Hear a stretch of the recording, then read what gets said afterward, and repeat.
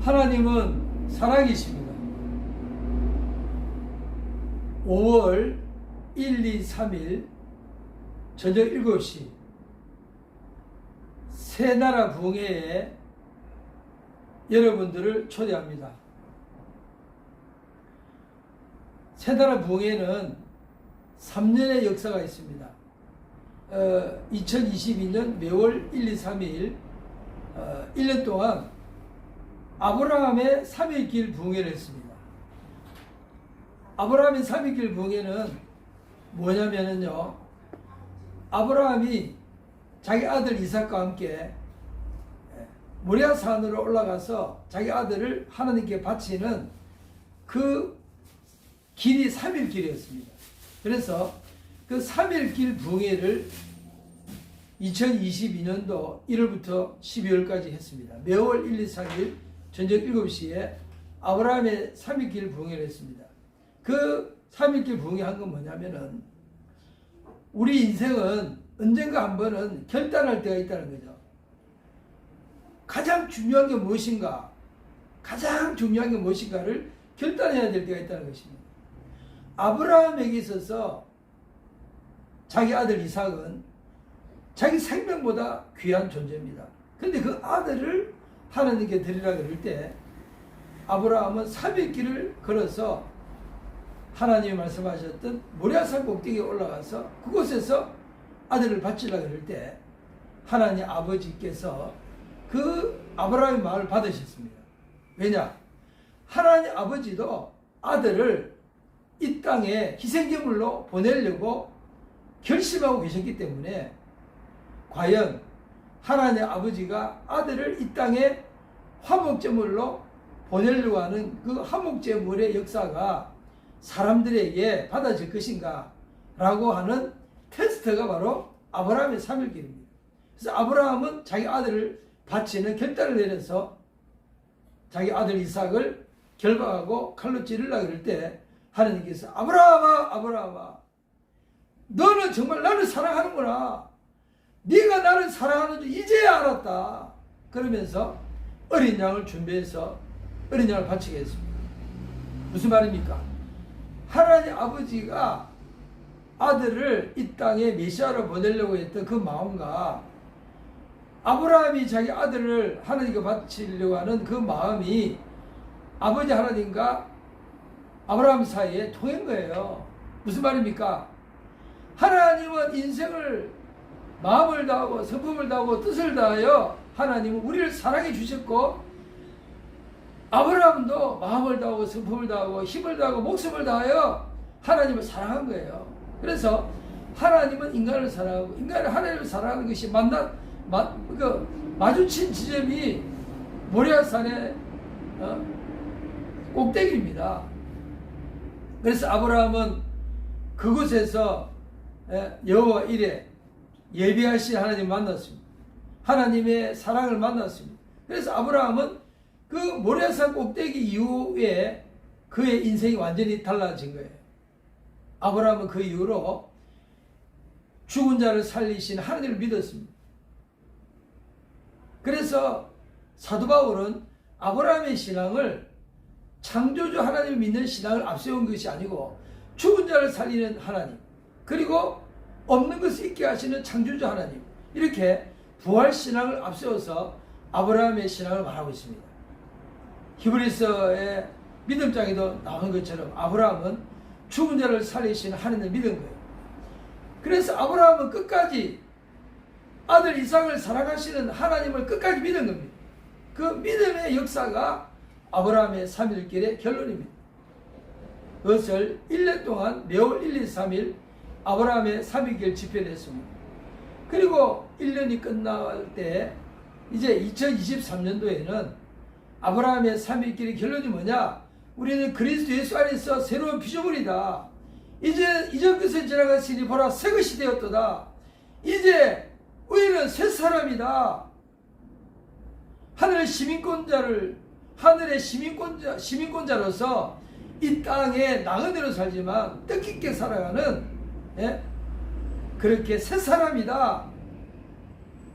그래서 2023년도 1년 동안 매월 1, 2, 3일 새 사람 부흥회를 했습니다.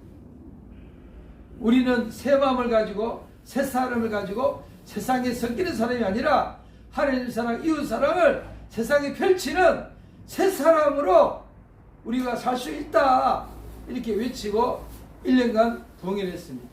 그리고 이제 2024년도에 들어서서 결론을 내렸습니다. 우리는 그리스도 안에서 새 사람이기 때문에 얼마든지 대한민국을 새 나라로 만들 수 있다. 우리는 이 세상의 빛과 소금으로 섞여서 사는 것이, 이 땅에서 혼탁한 가운데 섞여서 사는 존재가 아니라 이 땅의 혼탁한 가운데서 질서를 만들어내고 사랑과 생명을 만들어내는 새 사람으로 새 나라 만들 수 있다, 그런 결론을 내리고 2024년 매월 1, 2, 3일 저녁 7시부터 새 나라 부흥회를 시작했습니다. 이제 2024년 5월 1, 2, 3일 새 나라 부흥회 5월달이 시작됩니다. 사랑하고 한없이 영광스럽고 존귀한 그리스도인들이여, 우리는 대한민국을 새롭게 만들 수 있습니다. 우리가 절망할 필요가 없습니다. 실망할 필요가 없습니다. 지난 21대 총선 때 부정선거가 있었다.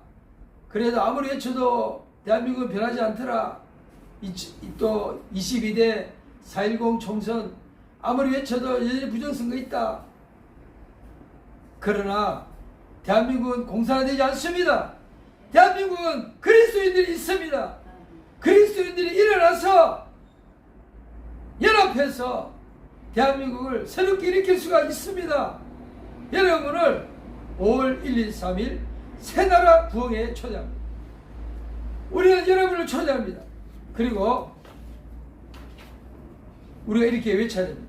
한 손에는 성경, 한 손에는 헌법. 이게 헌법 전문입니다. 헌법 전문을 복사해서 제가 여러 번 읽고 또 읽고 또 읽습니다. 대한민국은 민주공화국입니다. 모든 주권과 권력은 국민에게부터 나온다고 되어 있습니다. 근데 지금 국민들이 어떻게 합니까? 국민들이 주인입니까? 국민주권 시대를 다시 열어야 됩니다. 그래서 그리스도인들만이 할 수가 있습니다. 모든 권력은 국민으로부터 나옵니다. 그런데 국민들이 무시당하고 있습니다. 대한민국을 국민이 권력자라는 것을 보여줘야 됩니다. 그것은 하나님 신앙을 가질 때만 가능합니다. 예수 그리스도를 믿으면 새 사람이 되고 모든 권력은 하나님께로부터 오기 때문에 하나님께서 그리스도인에게 이 땅을 다스리는 권력을 위임해 주시는 거예요. 그렇기 때문에 그리스도인들이 나라의 주인이고, 그리고 입법, 사법, 행정부는 위임된 권력인 것입니다. 입법, 사법, 행정부가 권력기관이 아닙니다. 그것은 위임된 권력기관이에요. 권력의 근원은 국민에게 있습니다.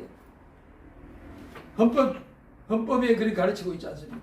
그래서 이제 종교의 개혁은 성경의 대중화를 통해서 종교개혁이 일어났습니다. 이제 대한민국의 개혁은 헌법의 대중화입니다. 이 헌법을 모든 국민이 읽어야 됩니다. 초등학교 1학년부터 읽어야 됩니다. 그래서 국민이 주인인 나라를 만들어야 되는 것입니다. 정교조는 지금 우민화 정책을 하고 있습니다. 정교조, 민노총은 우민 정책을 하고 있습니다. 국민을 바보로 만들고 있습니다. 우리가 깨어나야 됩니다. 한 손에는 성경, 한 손에는 헌법 조문을 들고, 전문을 들고, 우리는 대한민국을 새롭게 일으킬 수가 있습니다. 나부터 출발합시다. 나부터 하면 됩니다. 다른 사람 바라보지 맙시다.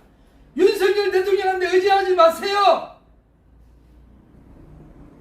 이 지상에 어느 누구에게도 의지하지 마세요. 모든 권력은 나라부터 시작되는 것입니다. 속지 마십시오. 국민 한 사람 한 사람이 주권자고 권력자라는 것을 알 때에 대한민국은 진정한 자유민주공화국이 되는 것입니다. 제가 좀 소리를 높여서 죄송합니다. 제가 참 열이 납니다. 왜냐?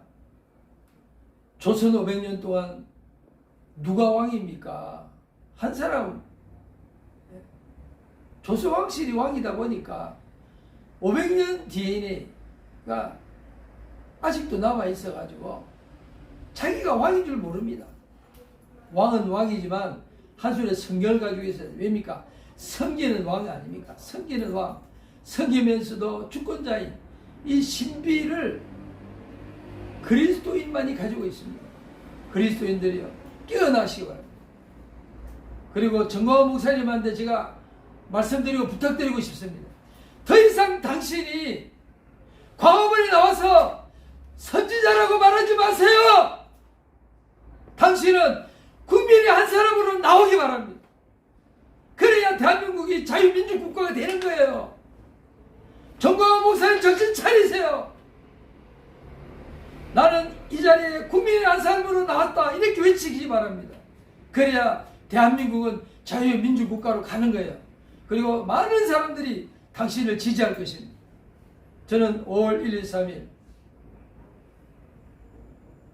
새나라 부흥회 앞두고 여기에 참석하시는 한 분 한 분을 위해서, 그리고 강화문의 애국 투사들을 위해서 외칩니다.